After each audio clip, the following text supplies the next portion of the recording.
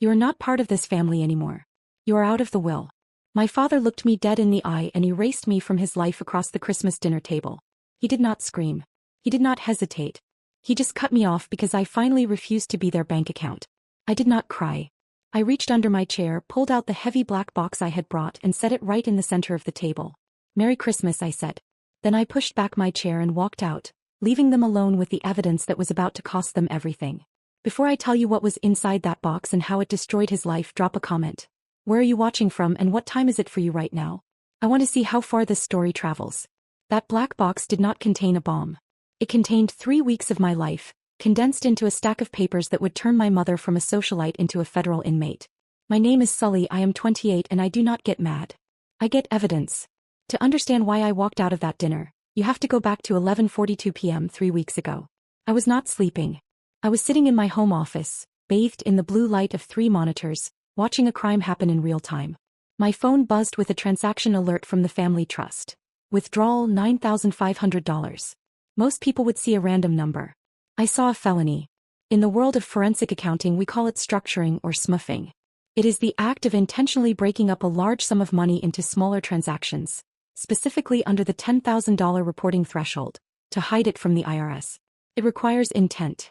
It requires calculation. And my mother, Malia, was doing it with my money. I pulled up the ledger. She had done it yesterday, the day before, and twice last Friday. In total, she had drained $85,000 in less than a month.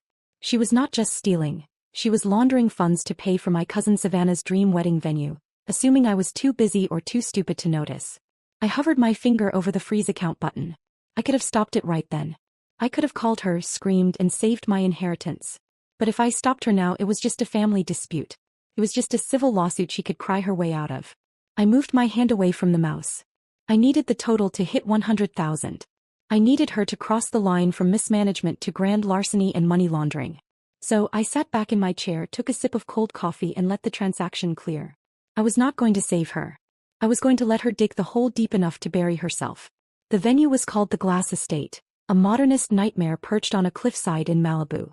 I drove up the winding private road, my hands steady on the wheel, watching the ocean crash against the rocks far below. It was beautiful, isolated, and completely inescapable. Just the way my mother liked things. People always ask why I did not just tell someone. Why I did not go to my aunts or my cousins and say she is stealing from me. They assume abuse is loud. They assume it leaves bruises or involves screaming matches in the kitchen.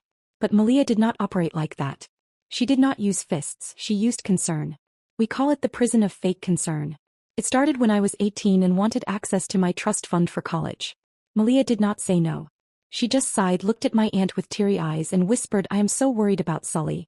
She has been erratic lately. The doctors say she cannot handle stress.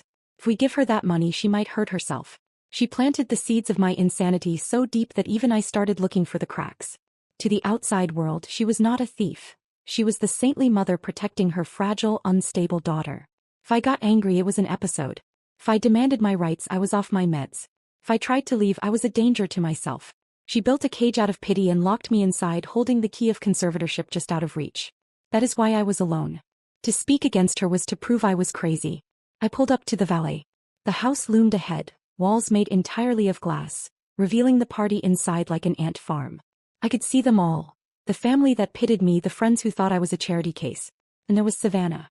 My cousin was standing near the entrance, holding a glass of champagne, laughing at something a waiter said. She was wearing a custom silk gown that shimmered like pearl dust. I knew exactly how much that dress cost because I had seen the withdrawal for it on my monitor 3 days ago. $12,000. He was wearing my money. She was wearing my stolen future. I stepped out of the car. The wind up here was fierce, whipping my hair across my face. I did not smooth it down. I walked straight toward the glass doors. Malia spotted me instantly. She was holding court near the bar, looking elegant in navy blue. Her eyes narrowed for a fraction of a second, a glitch in the matrix before the mask slammed back into place. She rushed toward me, arms open wide, performing the role of the loving mother for her audience. "Sully, you made it," she cried out, pulling me into a suffocating hug. The smell of her expensive perfume filled my nose, triggering a gag reflex I barely suppressed. To the room it looked like a warm embrace. But as she pressed her cheek against mine, her voice dropped to a hiss only I could hear. "You look tired, darling. If you say one word about money tonight, I will have Dr. Aris sign the commitment papers before the cake is cut." Do you understand me? I pulled back and smiled, cold and sharp. I understand perfectly, Mother. Come with me, Malia said, her grip on my arm tightening just enough to bruise. We need a moment. Just mother and daughter. She steered me away from the bar, flashing a dazzling smile at a passing waiter. To the guests it looked like affection. To me it felt like being marched to the gallows. She led me toward the infinity room, a soundproof glass cube cantilevered over the cliff edge, designed for VIPs to watch the sunset in silence. As the heavy glass door sealed shut behind us, the noise of the party vanished. The laughter, the music, the clinking of crystal. It was all gone. It was just the two of us, suspended over the ocean in a silent, transparent cage. The guests could see us perfectly, but they could not hear a word. You have 5 minutes, Malia said. Her face did not change, she kept a pleasant, neutral expression for the audience outside, but her eyes went dead. She reached into her clutch and pulled out a folded document, smoothing it onto the glass table between us. It was not a greeting card. It was a permanent conservatorship agreement. I know you have been looking at the accounts, Sully. I know you think you are clever. But you are not a forensic accountant tonight. You are a patient. She placed a second item on the table. A manila envelope marked confidential, Dr. Eris. Dr. Eris has been very thorough, she purred. He has documented your episodes for the last 6 months. The paranoia. The financial delusions. The threats of self-harm. According to this file, you are currently in a state of acute psychosis. I stared at the envelope. It was a masterpiece of fiction. I had never met Dr. Eris, but Malia had been paying him, using my money, to build a paper trail that proved I was insane. Here is the deal, she said, tapping the conservatorship agreement with a manicured nail. You sign this, voluntarily transferring control of the trust to me for your own safety, and you go home. We tell everyone you are not feeling well. And if I do not? I asked, keeping my voice trembling low and scared. I needed her to feel powerful. I needed her to overplay her hand. Malia leaned in, her smile widening for the benefit of the watching crowd. If you do not, I wave to those 2 nice officers by the entrance. I show them Dr. Eris's assessment stating you are an immediate danger to yourself. They will place you on a 5150 involuntary psychiatric hold. You will leave this party in handcuffs, strapped to a gurney, screaming that your mother is a thief. He paused, savoring the cruelty of it. Who will they believe, Sully? The frantic girl claiming a conspiracy? Or the heartbreakingly concerned mother with a board-certified doctor's note? It was a perfect trap. If I screamed, I proved her point. If I fought, I proved her point. The only way out was submission. My breath hitched. I looked at the party outside. The people eating my food, drinking my wine, oblivious to the fact that I was being held hostage in plain sight. I looked at Savannah, spinning in her stolen dress. You planned this, I whispered, letting a tear slip out. I protected us, she corrected. She pushed a heavy Montblanc pen toward me. Sign it. Do not make a scene. Just be a good girl and give me what is mine. I reached for the pen. My hand shook violently.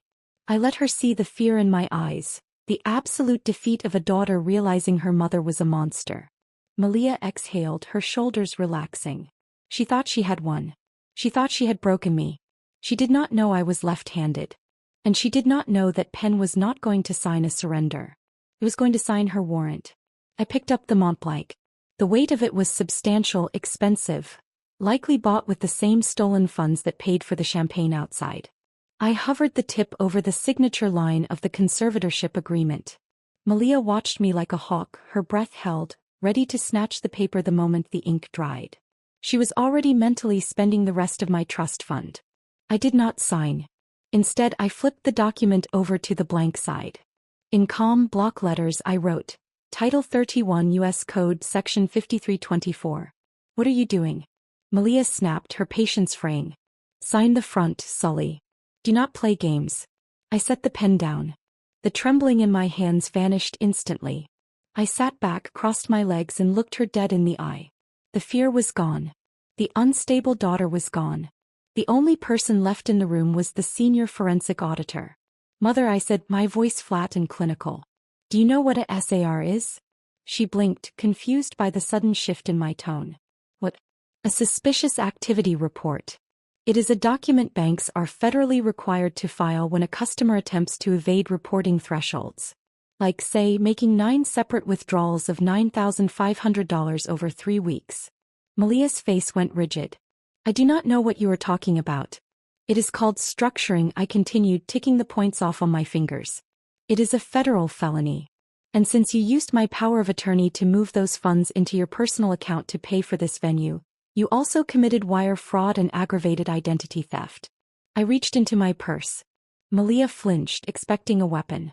I pulled out a blue folder, not the thin envelope of a greeting card, but the thick, bound report of a forensic audit.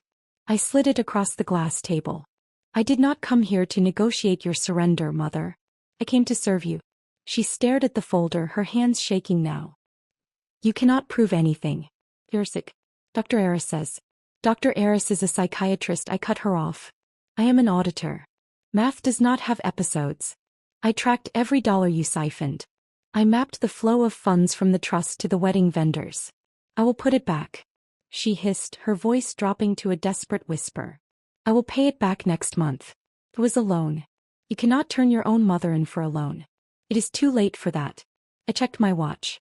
I submitted this evidence package to the IRS Criminal Investigation Division and the Trust Protectors 48 hours ago. I did not freeze the accounts earlier because I needed you to cross the $100,000 threshold to ensure mandatory sentencing guidelines applied. I leaned forward, closing the distance between us. You are not my guardian anymore, Malia. You are the subject of an active federal investigation. And that fake concern you used to imprison me? It just became the motive for your prosecution. Malia looked at the folder, then at me. The color drained from her face, leaving her looking old and terrified. She realized then that the glass room was not protecting her from the crowd. It was trapping her with the truth. Malia stared at the forensic audit report, her face a mask of panic and disbelief. Then abruptly she laughed. It was a brittle, frantic sound that echoed off the glass walls. You are bluffing, she spat, pushing the folder away. You think you can scare me with some printouts? I am your mother, Sully. You will not send me to jail. I will just pay it back later once the investments mature. This is ridiculous. She grabbed the audit report and ripped it in half, throwing the pieces onto the floor. It is gone. It is your word against mine, and everyone out there already knows you are unstable. She stood up, smoothing her dress, regaining her composure. Now, are you going to sign the conservatorship, or do I have to call the police to escort my sick daughter away? The lights in the glass room suddenly died, replaced by harsh White House lights. The music outside cut instantly. The door opened, not security but Cole. He walked straight to Malia, tuxedo sharp, expression colder than any guest's. I'm Cole, managing partner of Venture Capital Holdings, he said calmly. We own this estate. And the final payment for this venue just bounced. That's impossible. Malia screamed. There was money in that account. Not anymore, I said, standing. The trust protectors froze every account tied to the trust, including the one you were stealing from. The truth hit her at once. No money meant no wedding. No wedding meant humiliation. I showed her the trust deed. The bad boy clause. Any beneficiary who commits a felony against the trust forfeits everything. I leaned in. By stealing $85,000 from me, you just handed me your entire $2 million inheritance. Cole didn't raise his voice. Security. Clear the building. This event is cancelled due to fraudulent payment. Chaos erupted. Guests fled. Savannah screamed at Malia for lying and stormed out, leaving her alone. That's when Malia snapped. She smashed a champagne flute, dragged the glass across her own arm and screamed for help, accusing me of attacking her. She called 911, playing the victim she'd rehearsed for years. Then she lunged, ripping the diamond brooch from my lapel and crushing it under her heel. No evidence, she hissed. My word against yours. I didn't move. Look up. 16 4K cameras watched from the ceiling, uploading everything to the cloud in real time. When police arrived, they found me calm with my attorney on the phone, and Malia bleeding, manic, surrounded by glass. Cole filed charges. I added one for a false police report. The officers cuffed her. He screamed my name. I didn't turn around. Later, standing on the balcony, Cole confirmed the footage was secured and she wouldn't make bail. I blocked her number. Then deleted it. Sell the house, I said. Use the money to fund a financial literacy scholarship. As I drove away from the glass estate, I realized what I'd gained. My name, my sanity, and silence that felt like freedom, not loneliness. If you've ever had to cut off a toxic family member to save yourself, you're not alone.